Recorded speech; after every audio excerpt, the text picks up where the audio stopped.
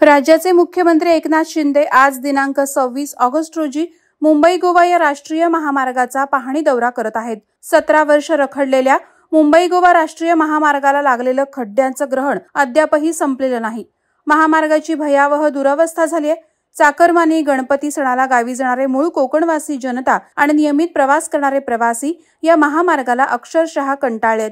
अशातच काही ठिकाणी काम चालू असल्याने खोदलेले खड्डे, पाईपलाईनसाठी उखडलेले रस्ते तर कुठे दगड मातीचे ढिगारे जनतेला त्रासदायक ठरत आहेत।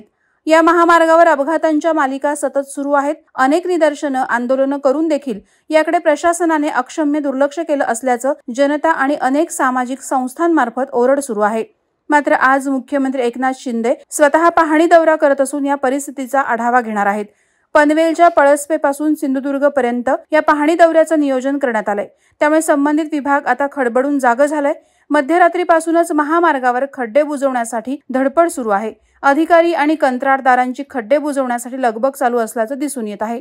यावेळी भर पावसात खड्ड्यांना खडी सिमेंटचा मुलामा देण्याचं काम सुरू असल्याचं पाहायला मिळत आहे।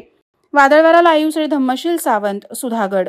नवी मुंबई व रायगड जिल्ह्यातील ताज्या बातम्या आणि घडामोडींसाठी सबस्क्राईब करा वादळवारा लाईव्ह चॅनल आणि दाबा बेल आयकॉन।